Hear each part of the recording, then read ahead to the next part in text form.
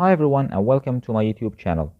In this video, we'll be continuing our chapter 4 discussion of the APMO book. So in the previous video, we discussed the assorted configurations chapter. We discussed all the theories there, and we saw that we have many nice and very famous configurations that are going to appear a lot in Math Olympiad Geometry Problems. Today we'll be simply just discussing some practice problems to make sure that we got these configurations in our mind and to see how exactly they appear in some Math Olympiad problems. So before you start with this video, make sure you do two things. Number one, make sure to check and review all the theories and all the configurations that we discussed in the previous chapters, not just this chapter, but even the previous videos. So make sure to do that. And by the way, you can see all the files, the lesson files that we're using here, like the notes that we're using on the Discord server. And you can see the link in the first comment. So make sure to join there and make sure just to check there is one file that has the most important lemmas that I want you to keep in mind. Because if you just start with this video without the lemmas in mind, like you're going to suffer and you will have no idea like what are the lemmas that we're referencing here. So make sure to do that. Okay, that's number one. The other thing I want you to do in this video, of course, you're going to start like with each question, you should try to draw a diagram and work with it, try to solve the problem yourself, and then like you can see our solution here. But make sure that your diagram is very accurate. This is something like that's very important, especially in this video, but not actually this video, but in general. Whenever you're solving a geometry problem, you always need to have a very good diagram, because actually if you draw just a good diagram, from the diagram you're going to notice many like things, and you're going to immediately claim many results. For example, you'll see maybe 3 points are collinear, you will notice 2 lines are parallel, and so on. If your diagram was bad, you will never catch these. So make sure to always do that, and like we'll try to provide, let's say in each question, like a discussion on how to draw a good diagram. Alright, with that done, what are you waiting for? Let's get started.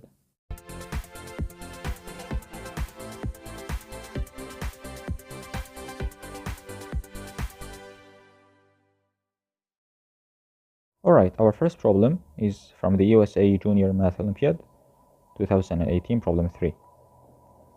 So the question is as following. We have a cyclic quad, ABCD, with perpendicular diagonals.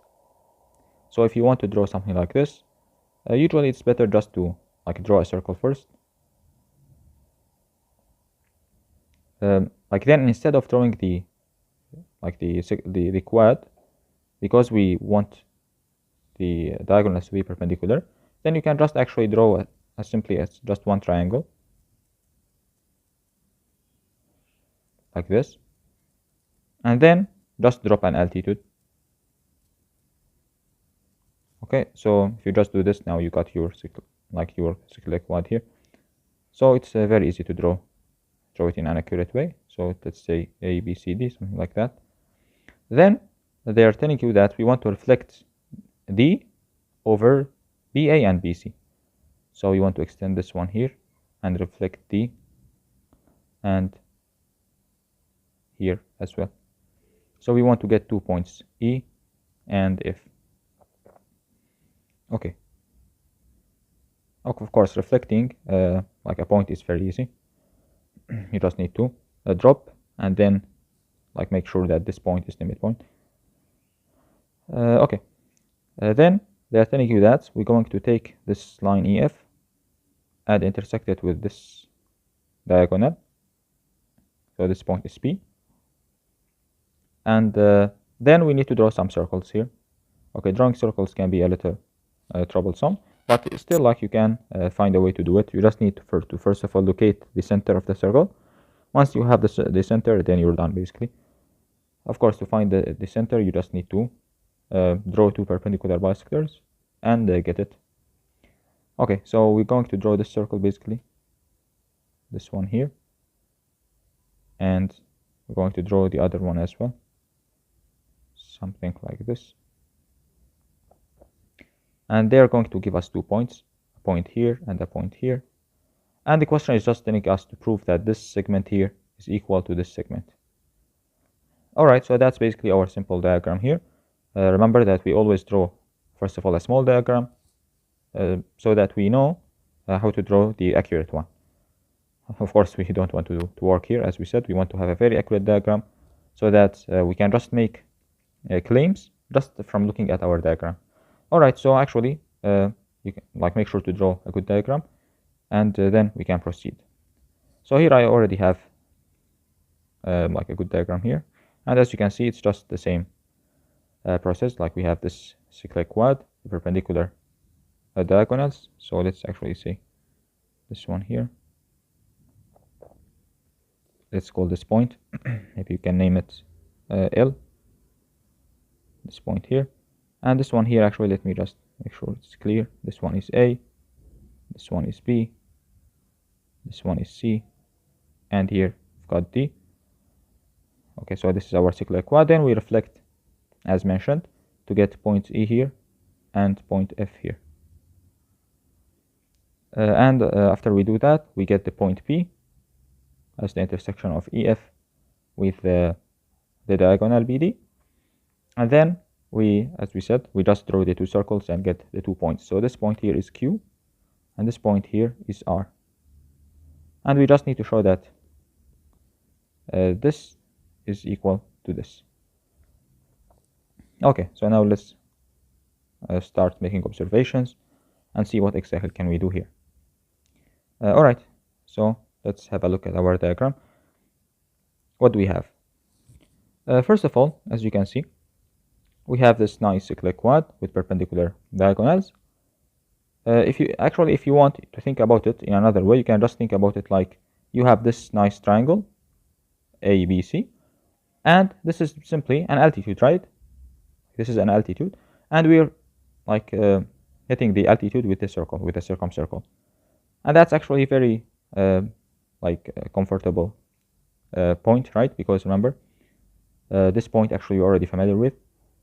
We know that if you reflect H over the orthocenter over the side AC, then you're going to get a point on the circle, which is this one here.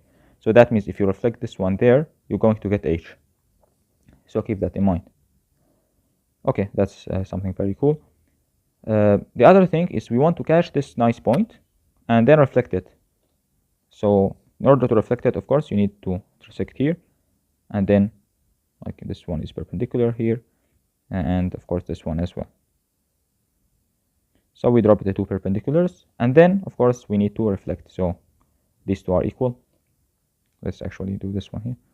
So basically this is equal to this, and we have this is equal to this. So these are basically midpoints. Let's actually name them M and maybe N. Okay, very nice. Now we get, of course, E and F. The next step is we draw EF and intersect it with the altitude to get a point P, this point here. Okay. Of course, after that we draw the 2 circles, and we need to show AQ equals RF. So right now it's better to try to understand each point. What exactly is this point? So let's try to do it to build it from bottom up. So first of all, we have the cyclic quad. As we said, point D is a nice one. However, the next thing that we did is reflect these guys, right? Reflect them to get E and F. So let's try actually to have a look at E and F and see whether we have something interesting here. So actually, if you just consider looking here, looking at point D and seeing these altitudes, there is a very famous theorem that we discussed before that should come to your mind here. Try to spot it. What can you say here?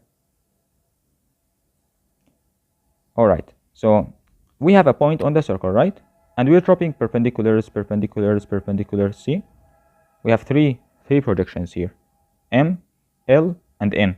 And guess what? Point D just lies on the circle. So we got like a Simpson line, right? Simpson line. What is our Simpson line?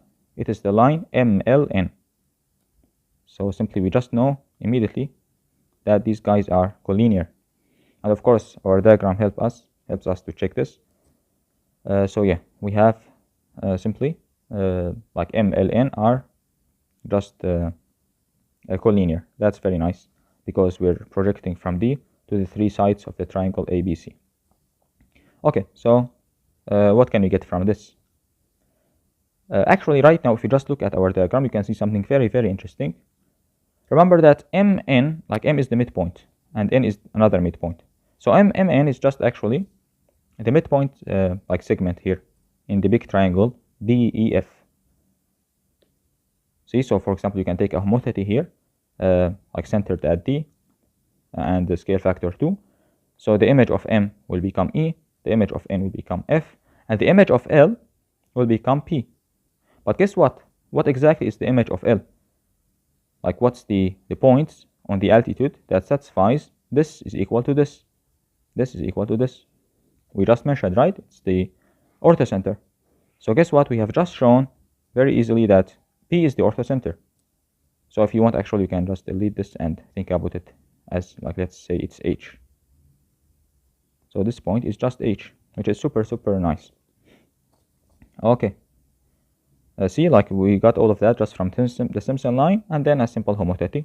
But of course, you need to remember the reflection of the orthocenter, which we discussed in lesson 1, first chapter.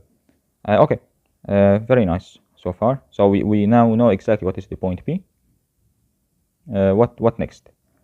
Next, of course, we have the points Q and R. And because they're asking us to show EQ equals RF, so we need to exactly see what exactly are these. How exactly we got point Q? Remember, they just said intersect the circumcircle of P, or say, let's say right now HDE with the circumcircle. So basically we have a cyclic quad here. So it will be convenient just to draw the cyclic quad. So we have HDEQ. We have this one here. A cyclic quad here. And the same thing goes for R, right? We also have HDFR. So let's just draw this one as well. So we have two cyclic quad. And because we are familiar with these points, like we know H, we know D, we're very comfortable with these. And E, actually, maybe we can do some easy stuff as well, because it's just like kind of a reflection. So probably we can find all the angles. So this diagram should be very simple for us.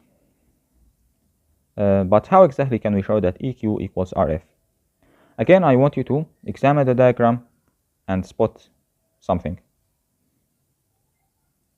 If you notice here, if you look at the diagram, we want to show EQ equals RF. But if you just notice our cyclic quads here, something seems interesting. Like look, Q, E, D, H, and also H, R, F, D. Don't they look like isosceles trapezoids? Both of them, right? See, like these seems parallel. So if they are parallel, then we know that it's just an isosceles trapezoid. And guess what? If we know that both of them are isosceles trapezoids, then we're done actually. Because that means EQ equals DH. And also RF equals DH. So we're done. So that seems a very nice thing, if it's true. And of course it's true, because our diagram is very accurate, right? That's why we, like I told you, to make sure always to have a good and accurate diagrams. Imagine that your diagram is was not that good. You will never catch this. But of course, catching this alone is not enough. You need to prove it. So now, how can we prove that QH and the ED are parallel, basically? So let's try to focus on that. If you want to show that this is parallel to this, then you can simply see that this is an altitude here, right? Like this is perpendicular. So that just means that this must be a perpendicular, right?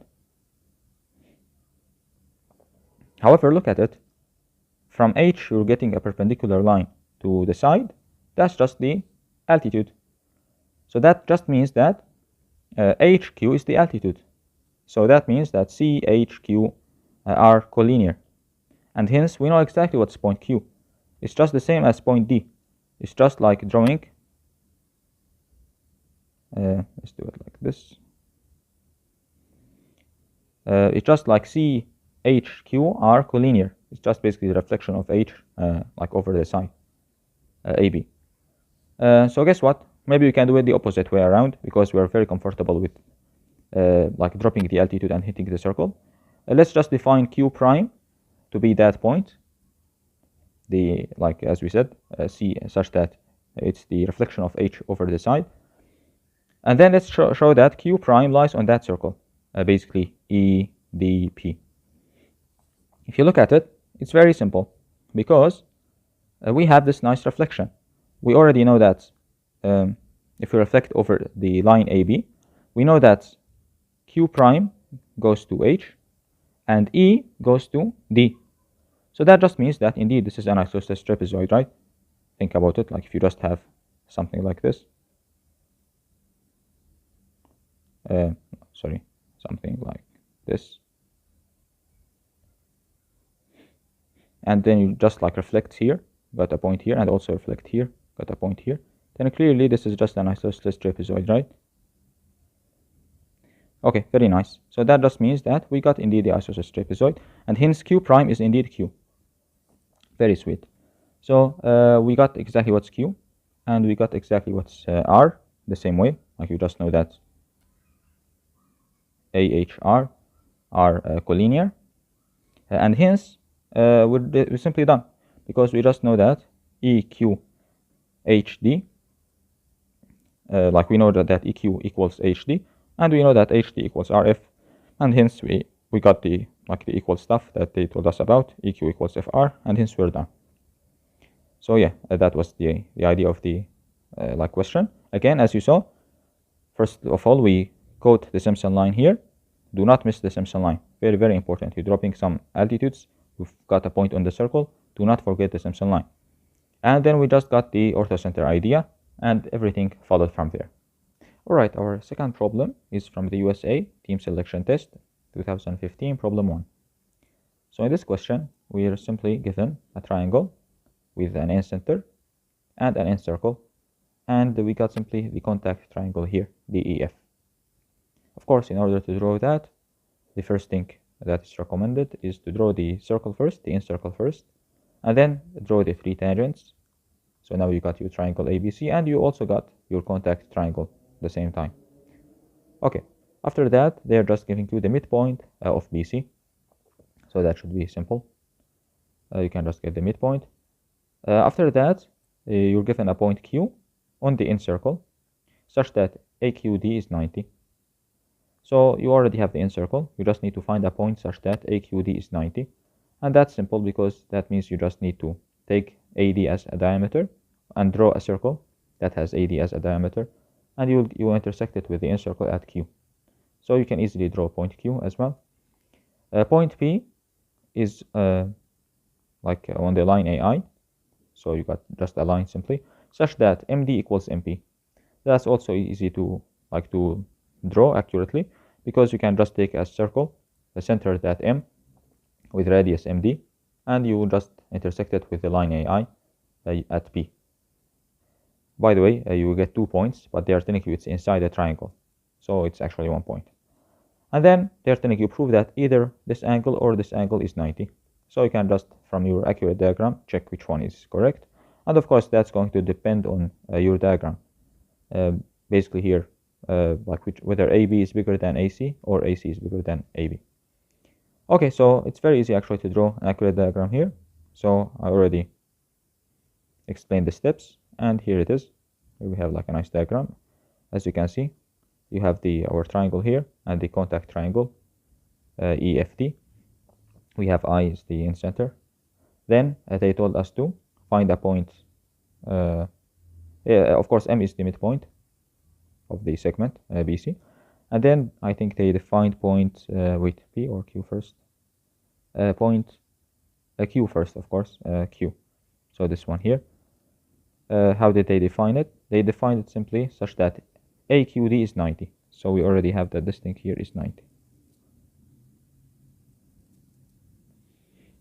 Of course, as we said, you can draw it by simply just joining AD and drawing, like taking the midpoint of it and drawing just like a circle, intersect it. Okay, so we got this point Q. Next, they're defining point P, this point P. It just lies on the line AI, and it hits this circle basically, because they told us that MD equals MP. Basically, these are equal, right? So yeah, they gave us simply that. Of course, surprisingly, we got here that it seems that Q also lies on this, right? Which is nice, a very nice thing. It's an observation on our accurate diagram. Again, that's why we always draw an accurate diagram, to get some nice observations. Okay, after we get that, we just need to see which angle is 90. Is it PQE or PQF? Clearly it's PQE, right? It seems 90 here. So that's exactly our question. We need just to show that this angle here is 90.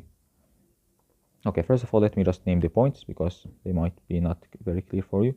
So this is A, this is B, this is C, here we got M, and here we just got D.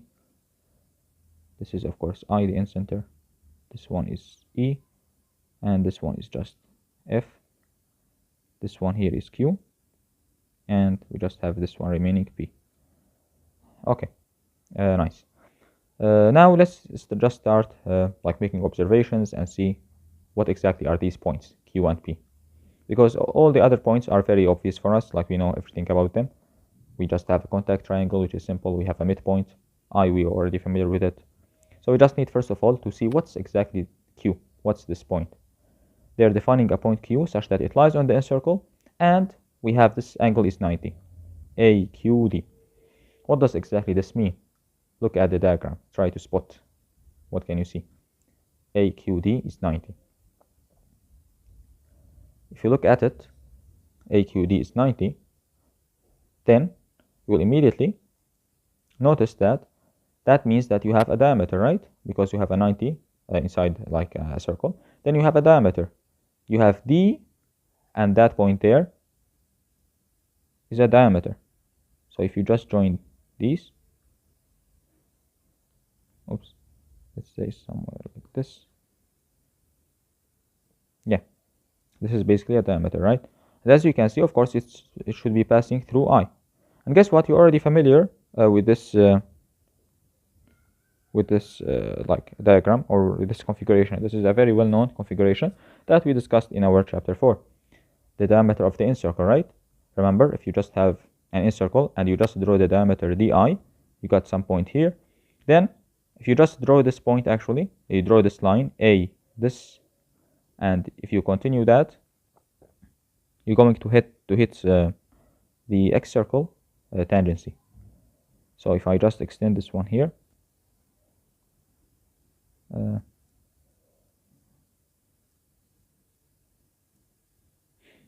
yeah, you're going just to get this one. Let's call it X. So this one is the X circle tangency point. So if you imagine like you have an X circle here, then it's going to be tangent at this point. And if you remember also, we know that once you have this, then you know that these guys are equal. And that's why it lies actually on this circle, right? So right now, actually, we have X lying on the circle, D lying on the circle, and P lying on the circle. Anyway, don't worry about that right now. Right now, we're focusing on Q. So yeah, we got actually Q. Instead of thinking about it like with this weird circle, AQD is 90. Now we just simply know that you just draw this in configuration. Let's actually name this point maybe like L. And you just join AL. We know ALX are collinear, and we know Q just lies on that line. So yeah, that's much simpler to think about. You can discard the fact that this is 90 now. Yeah, let's keep that in mind. Okay, that's a nice thing. Of course, in fact, because this is 90, like the 90 they gave us, this one here, then we also know that this one is 90, right? Just supplementary angle. And because this is 90, that's why Q lies on that circle. So now we got exactly why X lies on this circle, and Q lies on this circle, and P by definition lies on that circle. So we got this nice cyclic quad, and we know exactly what's the center. The center is M. Very sweet, very nice. Okay, let me probably name this point P here. Okay, after we got point Q, it's time to go like for point P. Let's see what exactly is point P. So point P, they simply defined it as intersection of AI with the circle. So we just draw AI and we hit the that circle. Okay, the fact that it's on AI, it's nice. But this circle, okay, we have some points on it, so maybe it's also nice. So let's just see this cyclic quad. Maybe we can find angles or whatever. So let's just do that. By the way, I think I can just do this one here. Oh, it keeps refusing. Oh, now it's 2. Okay, let's try this. What's happening?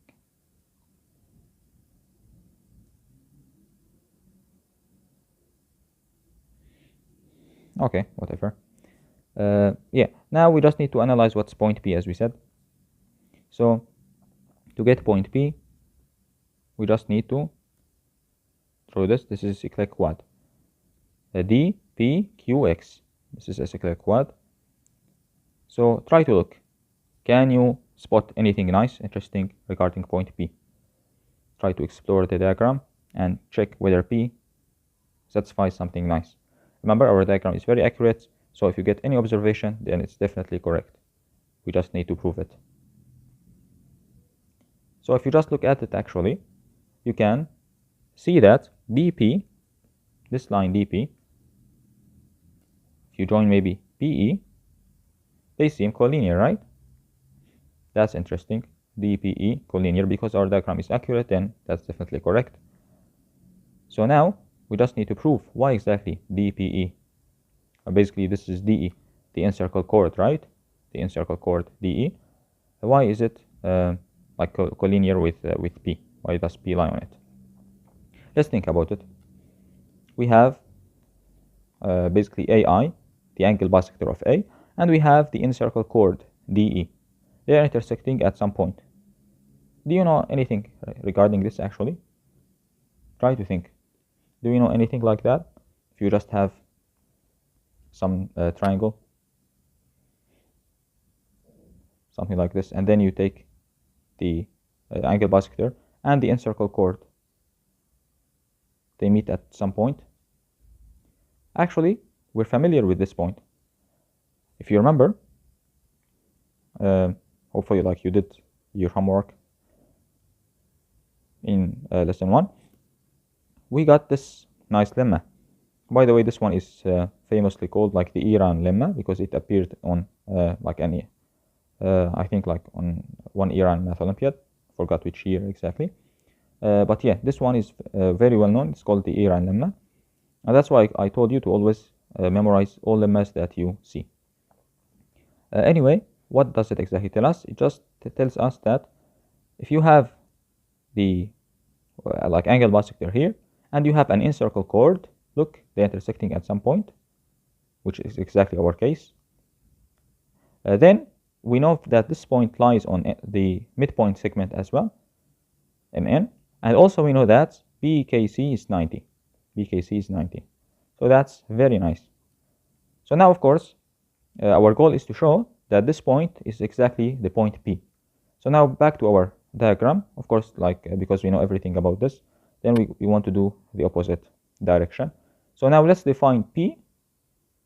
Let's define P prime, basically, P prime, to be the point that lies, that's basically the intersection of AI, the angle bisector, and the incircle chord, ED. So if you just do that, then we got this point P prime, and we know basically everything about P prime. We know that P prime lies on the midpoint segment. So midpoint segment here means we need to join MP prime, and like the other midpoint. So I think it's going to be something like here.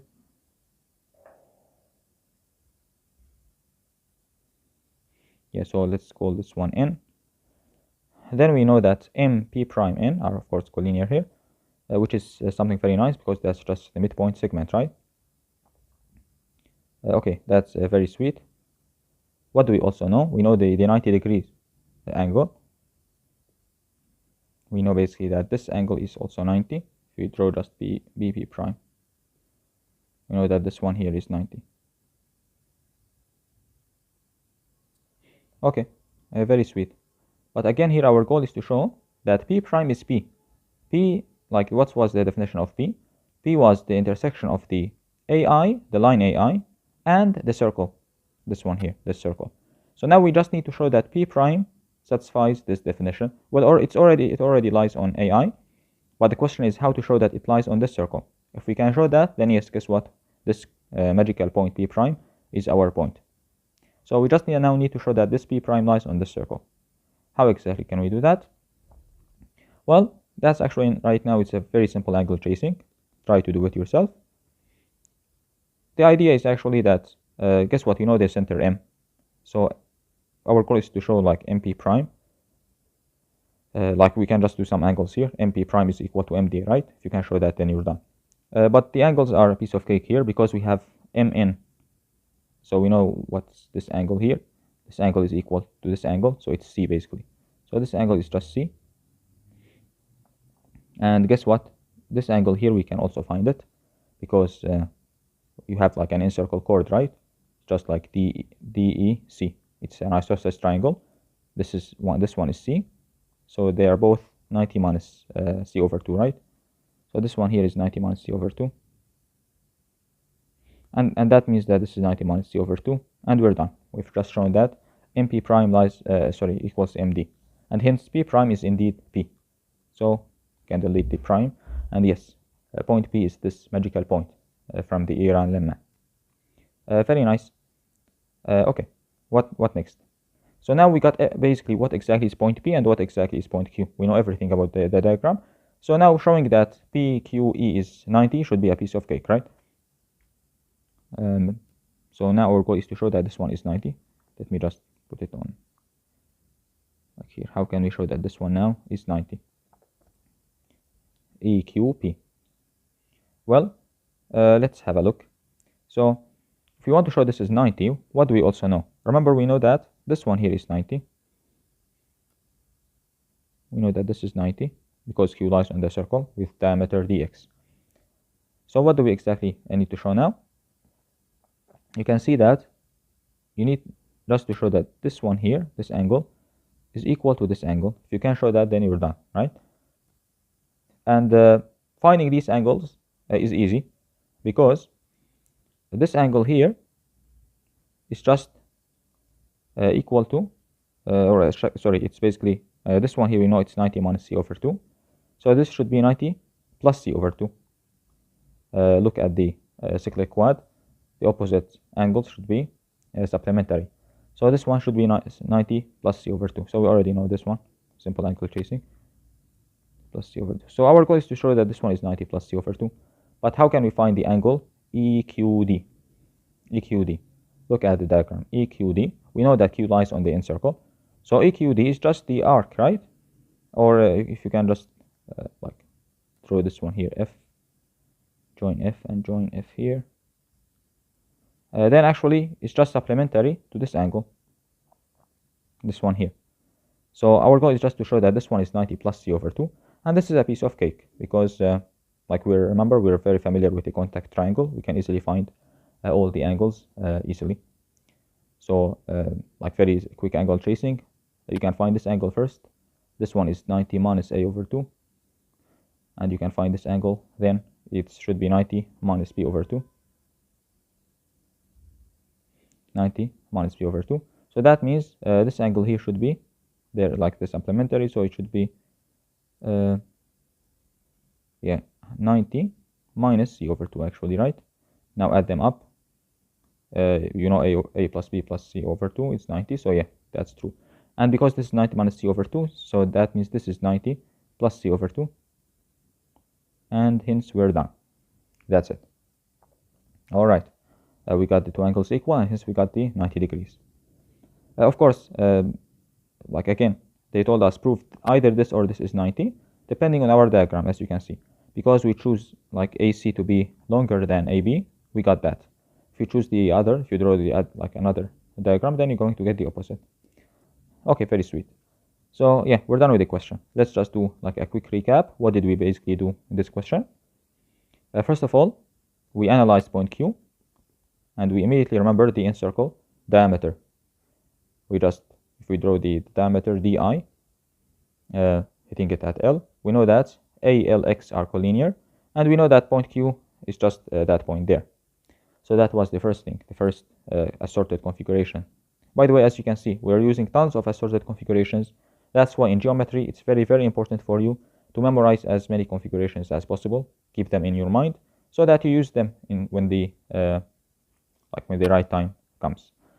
So we got point Q exactly, and then to get point P, we just noticed that from our accurate diagram that it seems DPE are collinear, but then we said, wait a minute, this is an incircle chord, and we also have an angle bisector, so we remember the Iran lemma.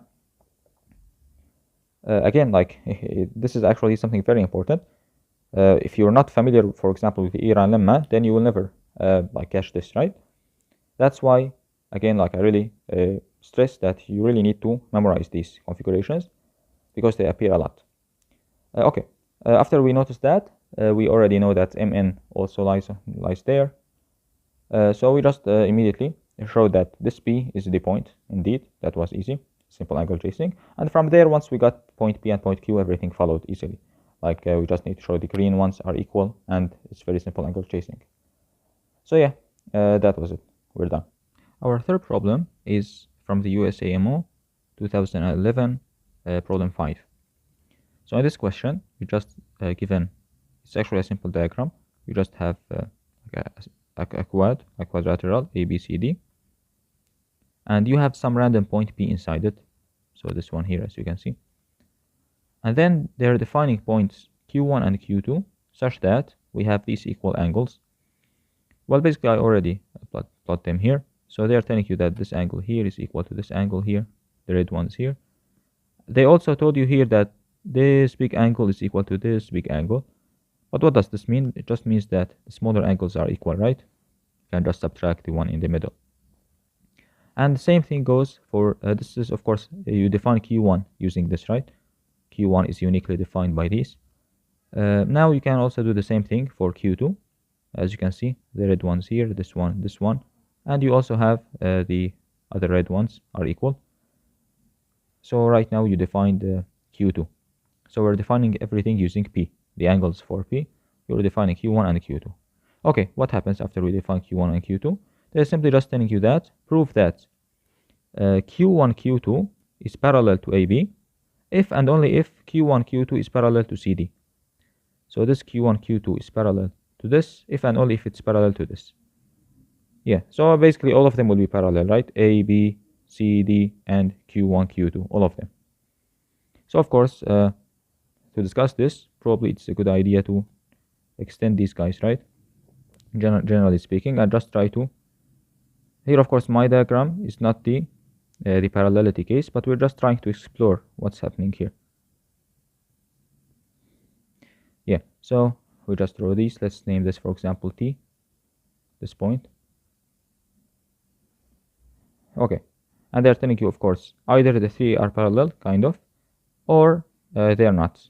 So probably if you think about it, maybe we can just show that they are concurrent, right? Q1, Q2, and T are collinear. If you can show something like this, then we'll be done.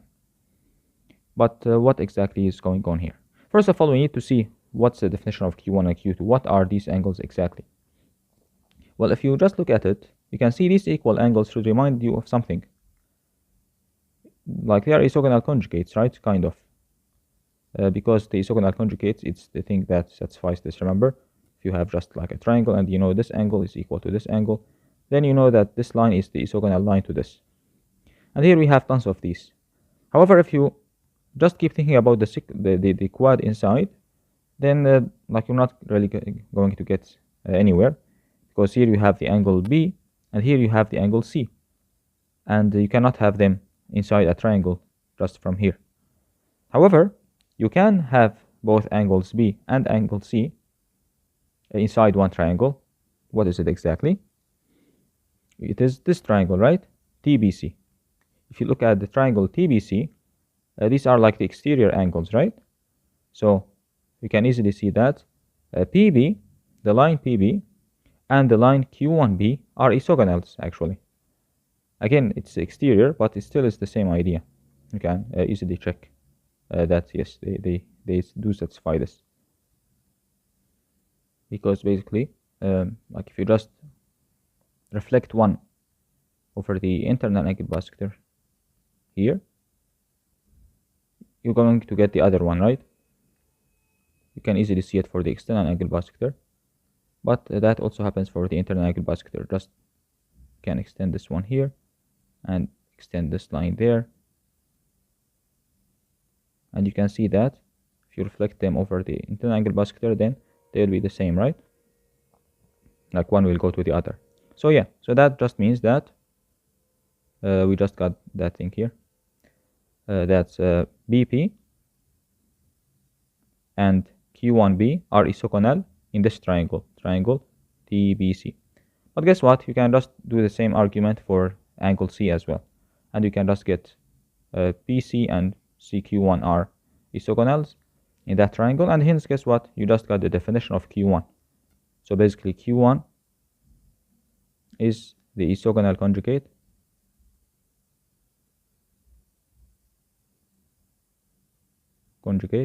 of P in triangle TBC. And of course you can do the same argument for the other triangle TAD. In fact, here it's much easier because it's inside it. So the big triangle TAD, you can just do the same argument, and you just get that Q2 is like just the same thing of P in triangle TAD. Very nice. Now what does this mean? Think about it. Right now we're just using these guys, these angles, but we haven't used the angle of T, right? If you now use the angle of T, then you can just see that if you just join TP, then you just know that this angle here should be equal to this angle, right? In both triangles, this one here, like for TBC, and for the bigger ones. But guess what? This is the same angle in both of them, and hence we just got that.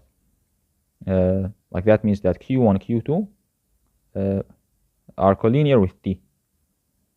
Okay, so yeah, so we got Q1, Q2 are collinear with T because this line actually is the isogonal line to the line TP. So yeah, that's it. And of course that means that these three lines are concurrent, or they are parallel. If two of them are parallel, like let's say if AB is not parallel to CD, then T exists. And if T exists, then Q1, Q2 must pass through T. So yeah, so this cannot be true if AB is not parallel to CD. You can think about it like this. So yeah, so basically we have this if and only if statement, and we're done basically. So again, the idea of this question was very simple. Just notice that all of these, they're just giving us isogonal stuff. But in order to do it, you just need to draw the point T. If you just take a look at point T, then you can easily see the isogonal lines, and that immediately like follows, the result follows. Alright, our fourth problem is from the APMO 2012 problem 4. So in this question, we're simply given a simple triangle, and we have a foot from A to BC, basically the altitude they mean. And we also have the midpoint of BC. Then we have H is the orthocenter. We have point E is a point on the circumcircle, and on the ray MH, same thing for like F. Here we have point F lies on the circle at the intersection of the line ED and the circle, and they want us to show something like this ratio here. Okay, the diagram is very simple. You can easily draw it, and it will be very accurate. Because like let's have a look at it. You just simply have a simple triangle. You can easily first of all, of course, draw the circumcircle first, and then draw the triangle, and then you can just like drop an altitude here. So we just have this simple altitude, and you can just take the orthocenter easily. Okay, of course, after you do this, by the way, to draw the orthocenter, you just intersect another altitude, or you can just draw this one here, extend it, and then reflect it, right? That's just a nice idea. Anyway, so that's it here. Of course, this point here is D. Let me just name them. So this is A, this is, of course, B, and this is C here. Okay, this is our H here, the orthocenter, and we have the midpoint, M. Then they are just extending the ray MH with a circle at point E. So this is E. And then we are also intersecting ED with the circle at F. And they want us to show that. Let me join these. Wait. They want us to show that BF over FC is equal to AB over AC. Okay, what can we do? First of all, what exactly is this condition? BF over FC equals AB over AC. We can cross multiply into the product of these opposite sides is equal to the product of these opposite sides. So AC times BF is equal to AB times FC. And now I think you should have got this, unless you haven't watched the previous video. This is basically the, if you remember, we said that the point F is the intersection of the symmedian, the A symmedian, with the circle, right? So they are actually telling us that prove that AF is the A symmedian. We just need to show that AF is the A symmedian. Remember that the definition of the symmedian, it just was the line isogonal to the median. So actually we already have the median here, so we can draw the median also.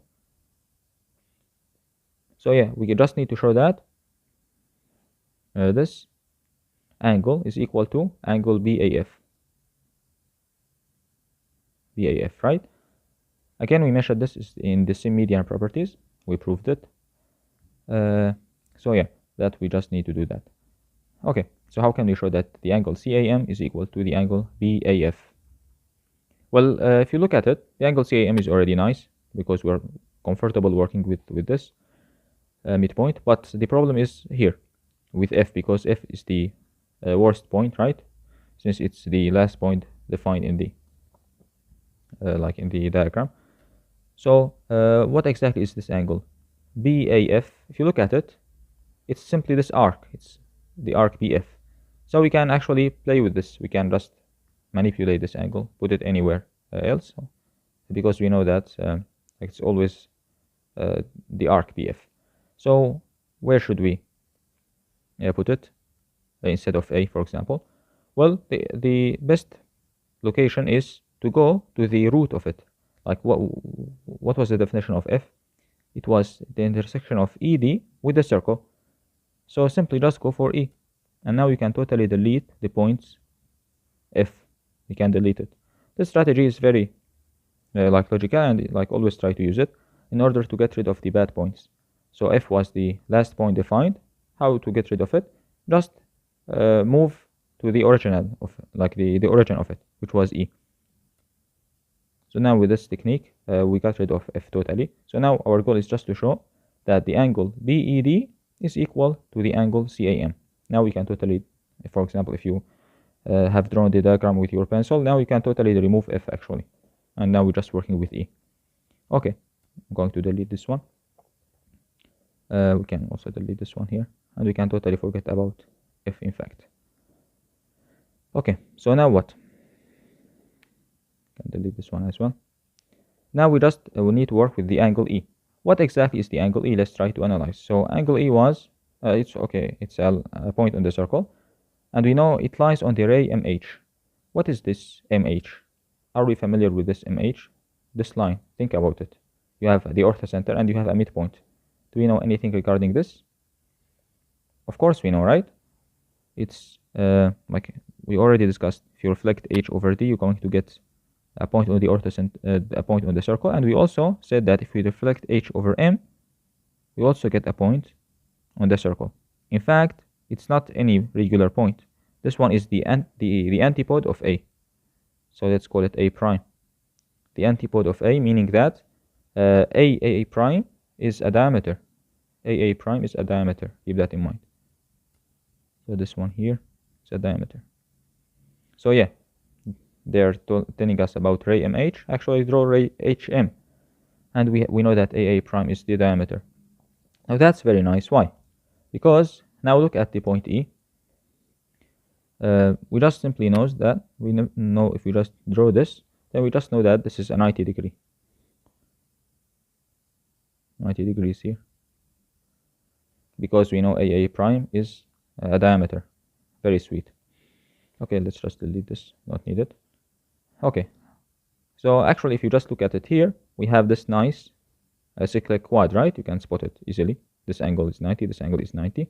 And hence we have AEDM.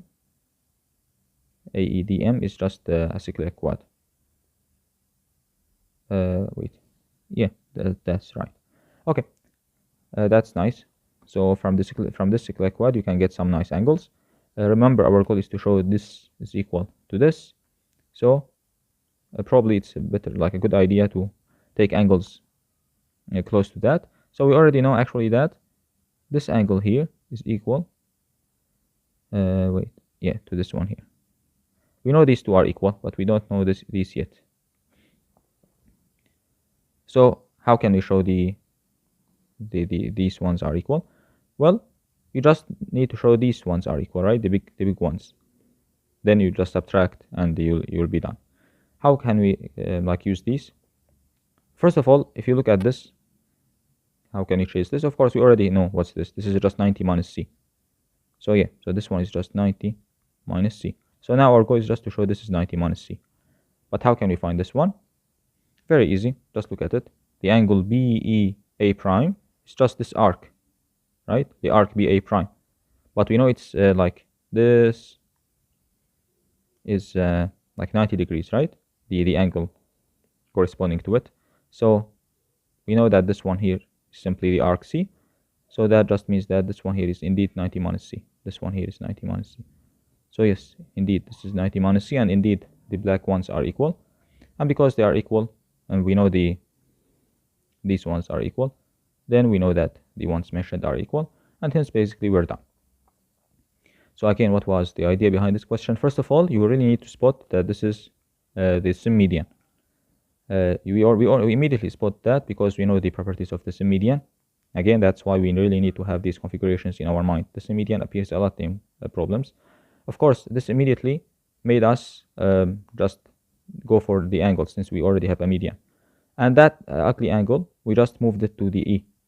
So now we got rid of point F. After we got rid of point F, we just did some simple angle tracing actually. Of course, after remembering that, HM, you really need to extend HM. Always, whenever you have a ray MH, remember that you should draw HM actually.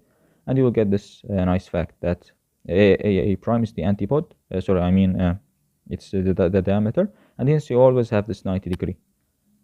So this one we know is the antipode. We know this one satisfies this 90 degree property. Okay.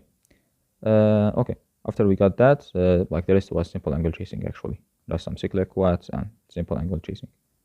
Alright, our final problem is from the USA Team Selection Test 2016, problem 2.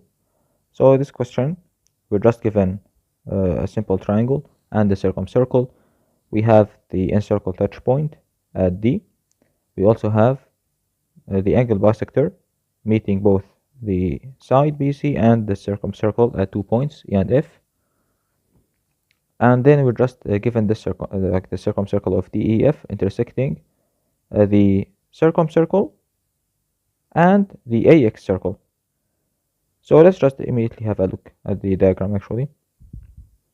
So the points are, like most of them we're familiar with, like as you can see here, D is just the touch point of the incircle, and we also have like E and F are just the meeting of the angle bisector with the side and the circumcircle. And then of course we're given the AX circle, this one here. I didn't not to draw the whole circle because no need to. I just here laid this one as the touch point of the X circle X, And they already told us that we're going to have 2 points, T and S, such that T is the intersection between the, like this circle here, the circle DEF, and the circumcircle, so that's T. And the other one is S. It's also the intersection of this circle, DEF, and the AX circle. Of course, we're going to have two points for S, like they said, S1 and S2. But they are asking us to show either ATS1 or ATS2 are collinear. Here, clearly ATS2 are collinear, so I just immediately deleted like that. So just like I named it as S. Anyway, let's me again like just make sure I rewrite these, label them so that they are clear for you. So this one here is E, this one here is F, and this one here is T, this one here is S, and this one here is just T, and this one is the normal IA, of course. Okay, so we have all the points labeled. Alright, so how can we show that ATS are collinear? First of all, as we said, all the points we're like familiar with, point D, point E, like E, F. By the way, F is the golden point, right? Like it's the midpoint of the arc BC, because it's just the intersection of the angle bisector with the circumcircle. So we know that it lies, like all of these are collinear with IA as well. Okay, very sweet. Now, the first point that's actually the only points that we're not familiar with are T and S. So probably we should try to analyze these T and S. Let's start with T, because T lies on the circumcircle. It's better than S, kind of. So let's try maybe to look at T. So what do we know about T? Only two things. It lies on the circumcircle, which is pretty nice. The other thing is that it lies on this weird circle, D, E, F. So probably we should just try to have a look at this circle. So we have this cyclic quad. Let's try to do some angle tracing. Okay, it's already drawn here. So what angle tracing can we do here? Do we know any actually angle of this cyclic quad? Let's have a look. So point T, we want to avoid it for now. Let's have a look at D, E, and F. What do we know? Well, probably we have this angle, right? Remember, this is the angle bisector. So for example, we have this angle here. This angle is A over 2 plus B. A over 2 plus B. That's nice. So for example, we can say that this angle here, of course, this one is equal to this. So this is equal to this. So this is also B plus A over 2. Nice. Do we know any other angle? Well, if you look at like all of these will involve T. So that's not very nice. So probably like this is the only angle that you can find. Even if you draw the diagonals. Well, maybe actually this one sounds promising. If you're looking at this angle here. But how can we find this angle? Like joining T to the golden point, the midpoint of the arc. Not very nice. So okay, I think like that's the only point, that's the only angle that's actually suitable. Okay, so we know that point T is a point on the circle such that DTF is B plus A over 2. Is that helpful? Let's try to have a look. We know this is B plus A over 2. If you look here, you have this arc is actually A over 2, right? This arc is A over 2 because this is just like half the arc BC. So that's nice, because that means if you join this, then this alone is A over 2. This is A over 2, and hence that means that this must be B. So that's actually pretty nice. That means, oh sorry, let me just zoom in here. This alone here is B. So we got basically this angle is B. So that means that we know that this angle BTD is just B. Okay, that's sweet. BTD is B. In fact, we also know that this one is B as well. Look, We just draw this one here, join these guys. This one is also B, because it's just like this is the arc AC, right, which is B. So that means that both of these angles are equal. So that's also equal to ATC. Okay, that's sweet. In fact, if you look at it right now, because these two angles are equal, you can get an isogonality here, right? Look, you can easily see that this line TA and this line TD, they are isogonals with respect to what triangle? BTC, right? BTC. So if you look at the triangle BTC, you can see that TA and TD are isogonals. But now I want you to remember, what exactly is this? We've seen this before. TA and TD. D is the contact, like basically the touch point of the incircle. And we know that these two are isogonals. If you remember, we said that this is true for the mixtilinear incircle, right? So if T was the mixtilinear touch point with the circumcircle, then we just know that these two are isogonals. That was actually the last property that we discussed in the previous lesson, in the chapter 4 theory. So that actually just means that we got what's T. T is just the mixtilinear, the A mixtilinear incircle touch point, right? Which is very, very sweet. So we got exactly what is T. Of course, like if you, like maybe you might tell me that, wait a minute, maybe we have more than one T satisfying this. So you can always do it in the opposite way. Like you can define T prime to be that point, the mixtilinear touch point, and then you can easily show that, actually we already know this, like this is B and this is B, so that you can just show that it lies on this circle, and because it lies on this circle, like clearly it's unique. So yeah, so anyway, we just got that T is the mixtilinear like touch point. Okay, very sweet. So now our goal is to show ATS are collinear. We got what's T. So that means now we just need to show that AS is the, like the, let's say the same line as the mixtilinear thing. Now recall, what do we know properties about this, about the mixtilinear touch point? Well, we have this isogonality that we just discussed from here, the isogonality from the triangle TBC. But guess what? We also have a better isogonality, a more useful one, which is related to X, the basically the X circle touch point.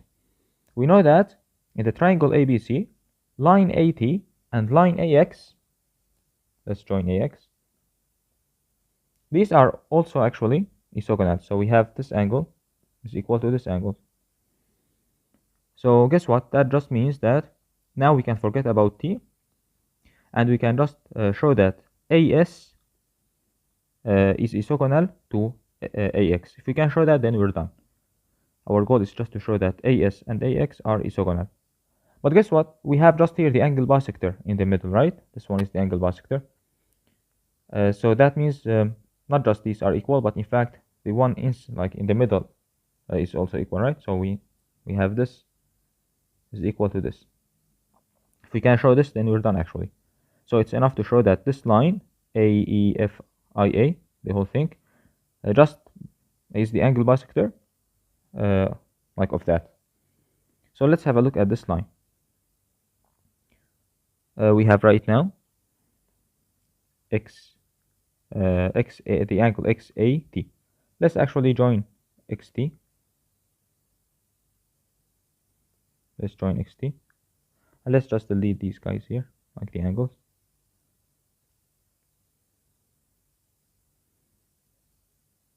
Because like we got everything we want to know about T. We just delete these. Okay, so now I just joined XT. Oh, sorry, I mean XS. I should join, not XT. Because now we're working with S, not T. Okay. Yeah, very sweet.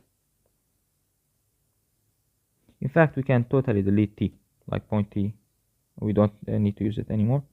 So we can delete that totally. Now we just need to work with S. Okay. So again, as we said, we just want to show that this line is the angle bisector of XAS. Well, clearly, if you just look at our like accurate diagram, you can easily see that it seems that this is an isosceles triangle, right? So it seems that this line is not just the angle bisector, but it's the perpendicular bisector even for XS. And that's kind of interesting.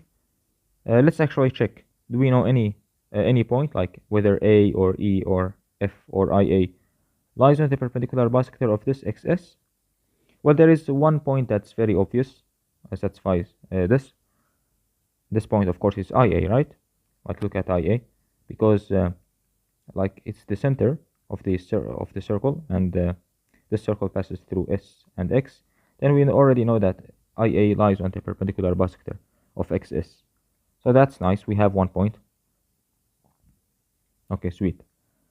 So right now, how can we show that this is the perpendicular bisector of XS? That's now our goal. We need to show this angle is 90 maybe, or that's just this is the perpendicular bisector somehow. Okay. What can we do now? Well, the point S, what do we know about point S? We know only two things. We know it lies on the AX circle. That's one thing. We already used this kind of. And we also know that it lies on this circle, DEF. So again, we can do some angle tracing. But now, what can we say? We can join this, FS. We can join this. This is the cyclic quad. We can join the diagonals as well. Let's see what angles can we calculate. Can we find any angles in this cyclic quad? If we have a look here, we have the point, like the point S here.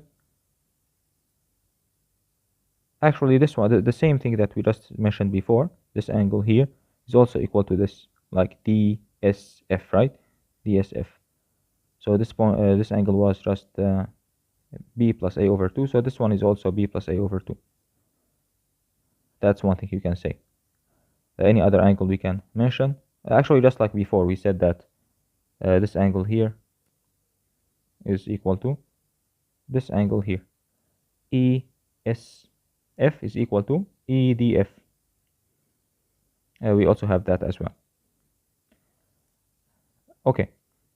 Now if you look at X, actually, if you look at X, you can see something interesting. Because we know that F is the golden point, which is the midpoint of the arc. So if you draw Fx, this thing is isosceles triangle, right? Again, this is the midpoint of the arc, so it lies on the perpendicular bisector. And we just have D and X. We already know, by the way, that D and X, like the midpoint is also their midpoint, right? The midpoint of BC is also their midpoint. This is well known. So we actually just know that this is equal to this, and hence, indeed, this angle is also equal. And guess what? What does this mean? This means that this angle here, ESF, is equal to EXF. So that's helpful here, because remember, our goal is just to show that like if you reflect X over this line, you get S. That's our goal. And we got this angle is equal to this. So now you can do like something opposite, like you can say define this as S prime, define S prime as the reflection of X over this line. Then can you show that S prime satisfies the properties for S? Well, first of all, it definitely lies on the X circle.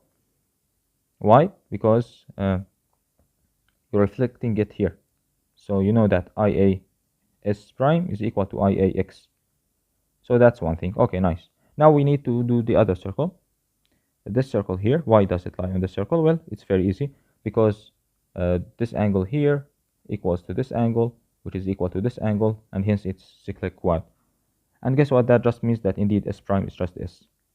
So yeah, we did prove that X and S like are symmetric over this line, and actually this finished the question, because that just means that this angle is equal to this angle, and hence this angle equals to this angle, and hence indeed AX and AT or sorry, AS are actually isogonals, but we already know that AT and AX are isogonals, and hence they are collinear. ATS are collinear.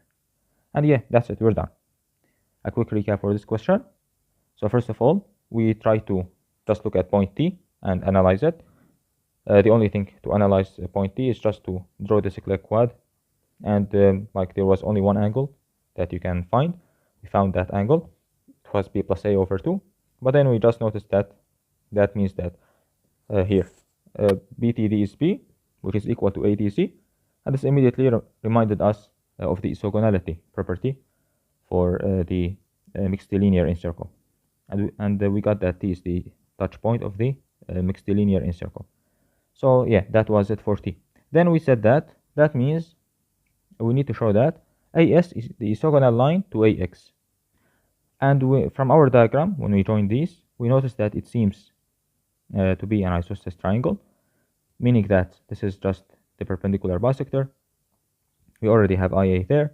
So we just showed that if you reflect X over that line, then you get a point, the point S. And that was actually pretty easy. Just from the simple cyclic quad, we got the angles. Yeah, so that was it. Again, as you saw from the Mixtilinear, like if you're not familiar with the Mixtilinear, you will not get these properties, and hence you will really suffer in this like at this question. However, because we knew the properties of the Mixtilinear, especially the isogonality stuff, like properties here, we immediately like were able to manipulate these, which made our life much easier. Alright, so in this lesson, we did some practice for the chapter 4, assorted configurations, and you saw actually that these configurations are very, very common, and you really need to keep them in mind.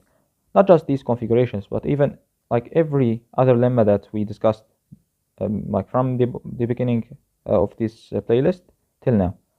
All of them, you should always have them in mind. The more configurations in your mind, the better you are, and as you saw, you will be able to do some constructions that other students will not do, while you will immediately do because you know, like you're comfortable with these configurations. So yeah, the first problem that we did was about the Simpson line. We just spotted the Simpson line and immediately got the collinearity, and then we just used the, of course, we noticed that H is the reflection, like just by the reflection of the orthocenter. We just got that like everything was easy actually, just some simple angle chasing there. So the Simpson line for basically. The other one, the idea was actually the diameter of the incircle, right? That configuration. We immediately here draw the diagonal, the diameter of the incircle, and we just got that, and everything followed from there. Actually, here I think we used the Iran lemma in this question. Yeah, that was a very important one as well. The question 3, question 3 was a very simple application about the isogonality, right? Just from the isogonality of these, like in these two triangles, TBC and TAD, we got that the three lines are either concurrent or parallel. The other question, this one was immediately like the Symmedian. We noticed that we have this ratio, or let's say this cyclic quad. They're asking us to show that if you multiply the opposite sides, opposite side lengths, then they are equal. So immediately spot that this means that F is the Symmedian, right? AF is a Symmedian, and that immediately made us like move this into some angles, like from the isogonality of AM and like AF, and everything followed actually from there. Of course, we also use the fact that if you reflect H over M, then you get a point that is the antipode of A, and everything followed from there. So the Symmedian is very important, as you saw. And finally, we just did this question. This question here was like the very important thing is to notice that T is the Mixtilinear touch point. And remember all the properties for the Mixtilinear touch point. Like we know that we have some isogonality. Like we know that TA and TD are isogonals. We also know in the big triangle ABC, original one, that AT and AX are isogonals. So from that we immediately got our result by simple angle chasing. All right, so that was basically kind of, we try to cover each configuration, not really all of them, but most of them, let's say. Of course, like, you have the problems in the chapter that you should try work with, so you can just try all of these. Like we just discussed, actually, we discussed problem 4.47, and we discussed, by the way, this one, 4.49, which is just proving the isogonality. We discussed this in the previous video, and we discussed the APMO one. Besides from that, you can try all the other problems, and including the problems at the end of the book, the personal favorites. Yeah, so basically that was it for this video. So right now we're done with the part 1 finally of the book. Now in the next videos we'll be starting with like other stuff. Basically lesson 5 is still very important, but beginning from lesson 6 and going on, like, let's say we're going to discuss kind of other stuff, so like complex coordinates and how to use barycenter coordinates and other advanced stuff. So if you're right now just like preparing, let's say, for geometry, simple geometry kind of, the first 5 chapters are the most important ones. But anyway, like, hopefully we'll be just continuing the playlist till we finish the whole book, so you can just get to the videos whenever you want. And remember that we're just dropping the lesson files, like these notes that we're using here, on the Discord server, so make sure to join there. The link will be in the comments. I hope you guys find the video useful. Please like, share, and subscribe to the channel, and see you guys in the next video.